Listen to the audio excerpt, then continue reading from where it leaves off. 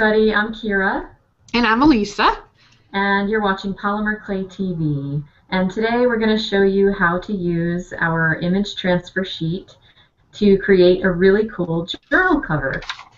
So Elisa's going to do the project today, and she's going to show you the sheet first. Yeah, this is the collage sheet that we're working off of, and I decided that I just wanted to go with this background kind of image here. I wanted something that was light, that it would show up, but it would give me like a more of a mixed media look. So what I did was I started off with a stencil, okay, and actually this is more of a mask because the stencil. This was cut out of a stencil. I got this from Heidi Swap, actually, and it's a three-piece stencil. It's the heart, the actual heart with this cut out, and then it came with this really cool design here, which I don't know if you can see it, but it's Yeah, like we can see it. It's cool. yeah, it's like a Moroccan look, and I really like that. And so I'm going to use these two, and I'll just show you what I did. I'm not going to show you every single step because it'll take too long, but I'll give you an idea of what I did, and we'll do a little bit. Okay, so let me just turn my camera down here. And this is the journal cover. And it just came in pieces, and I just chose the front cover to work on. And I want to say it was less than $3 at Michael's. So it's just chipboard, and you can do whatever you want with the pages, but we're just working with the cover. So what I did first was I laid down my stencil, as you can see here. Actually, first what I did was I painted the background in a blue glittery paint and let that dry completely. And because I wanted to be able to see the shimmer, which if I move it, you can kind of see it. And it's very subtle. It's not an obnoxious glittery in your face. It's subtle, and that's what I was going for. So then I took the stencil, and I placed my stencil down, lined it up, of course, and I went through with some pan pastels. Now, I don't know if you can see this, but on this side it's a little brighter than this side. This is the pan pastels that were a little wet. And these were pan pastels that were dry. So I wanted to show you that you can get a more intense color if you wet it, or if you do it dry, you get a lighter. So you get like a nice gradation.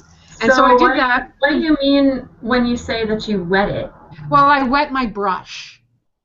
I used a paintbrush, and I wet the paintbrush, and then I picked up the pan pastels with that paintbrush. So the brush was wet, so it gave me a more intense color. And the other one was a dry brush. That's what I mean by that. Okay, cool. So yeah, so you can get a different look with that, and that's that stencil from Heidi Swap. And they were around $5 or $6, but of course you can use the 40% off coupon, which always helps. And okay, so then I'll tell you this next because that was actually my last thing that I did. So then I took a piece of polymer clay, and I rolled it out flat. You can go as thin or thick as you want. And then I transferred that piece that I cut out, which is the background over here. I transferred that onto the polymer clay with magic transfer paper. First I printed it out, obviously. And then I had these little Kemper cutters in a heart shape, and I went around and I went all the way around with the hearts. And, you know, you can see why this would take some time. And then I molded these wings from a mold I had, which I'll show you here in a minute how to do that. And then I used this zig marker. Okay, markers are tricky on polymer clay. Not all of them work. But I really had good luck with the zig writer, and I was able to get a nice deep black color with it, whereas I tried some of the others and they didn't. You can get a nice color with the Sharpies as well, but the Sharpie that I had was too thick for what I wanted to do. So this zig has a skinny point, and then it has a thicker point. So if you want to outline something, or if you just want to, you know, do like a little drawing, you can use this part. So that's what I did with this heart. This is just part of the transfer. As you can see here, there's that heart right there, and this is all around it, and to give me like a mixed media background without having to do a whole lot of work. You know, so then I came back in and I added little, you know, just little decoration with the marker. And you did all that the drawing after it was baked, right? After it was baked, yes, thank you. Okay, so we'll come back to that. So here I have just a piece of conditioned clay. Oh, let me give you one other tip. So I did this on translucent clay. And when I did it on the translucent clay, originally I thought I would make a wall hanging, which is why I did it on the translucent clay, because, you know, obviously it would be translucent and you can see through. But then I changed my mind and decided to do this art journal cover, and it wasn't so good because I couldn't see the design. So what I did was I stuck a piece of white paper, copy paper, on the back, which made the colors pop a little better. So that's a little tip that you can do. So if you end up on translucent and it's a little lighter than you want, you can use any color. You'll get a different look with all the different colors, because I was using some yellow paper and that gave it an entire different look. So I decided to go with the white. So that's that. And then I had this mold that I had gotten, I think when we went to Synergy a few years back.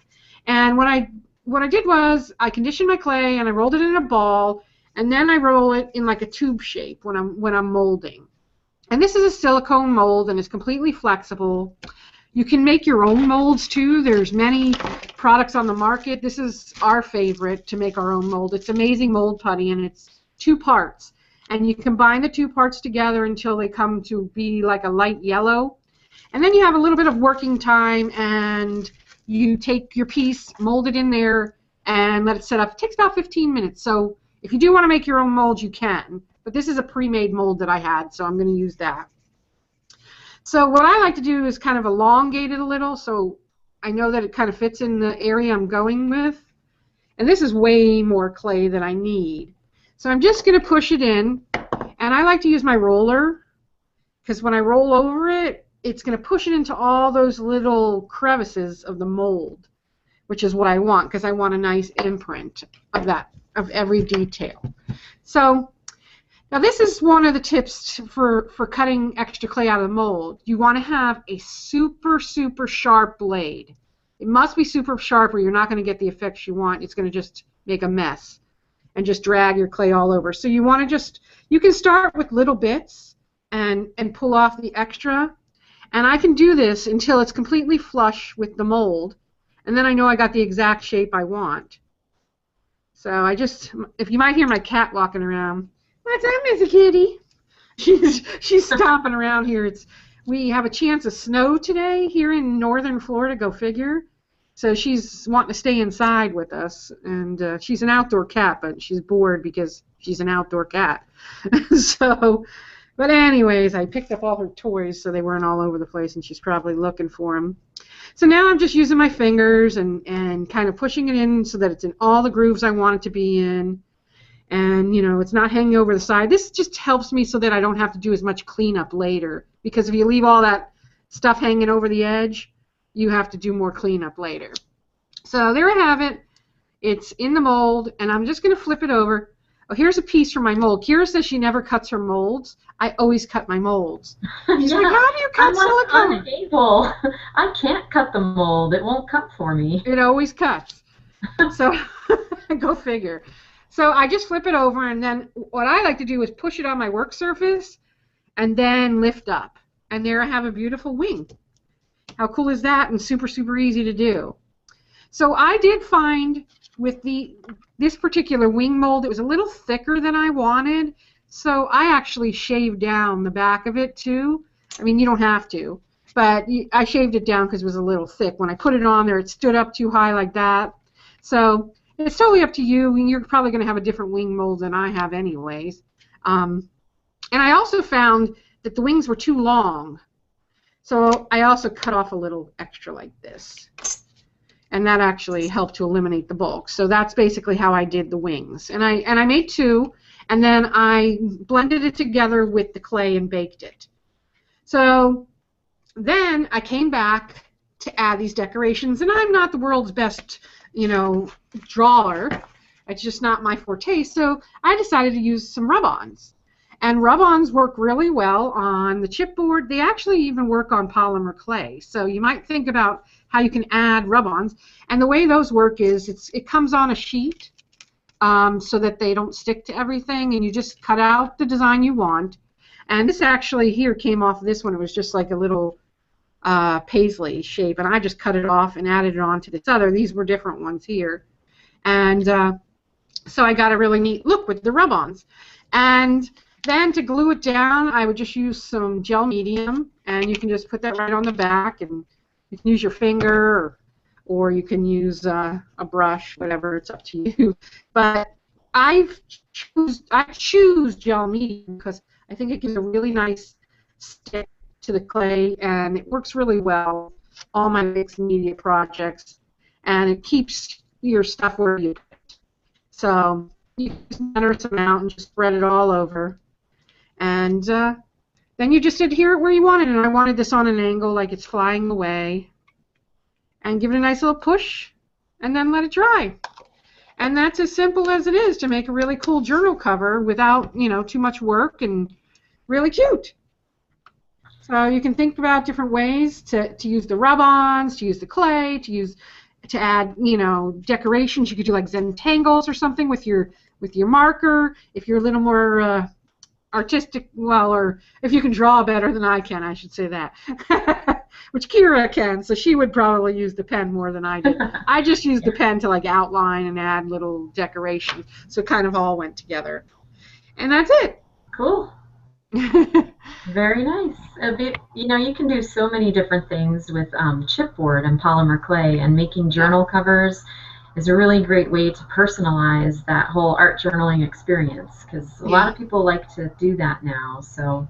Yeah, I mean, you can go and buy a journal at the store, but it doesn't have your personality in it. So why not add some polymer clay, add some fun stuff, and just make it your own. You could even write words, or if you're giving this as a gift, you could, put the person's name on it, or, add the word memories, or whatever it is that you want to do. It just takes it to a whole nother level with not a lot of work either. And I tell you what, I had a lot of fun making this weekend. So I really enjoyed this project, and I hope you guys will too. So give it a try, and we'd love to see your work that you make, anything you do. And if you're inspired by any of the shows, come on over to craftylink.com and upload your photos. We'd love to see them. We're also on Facebook. And if you go to our About Us page here on Polymer Clay TV, it has all the links to all our social networks. Yeah, so make sure that you check us out. And then if you want to get in on our big new project, it's called Polymer Clay Adventure. And you can head over to polymerclayadventure.com and sign up to get updates when we start releasing more information about it. Definitely. And don't forget to subscribe to the channel so that you don't miss anything. YouTube lets you know when something new's out, so that's always a plus. So thanks for hanging with us on Polymer Clay TV today, and we'll see you next time. Thanks for joining us.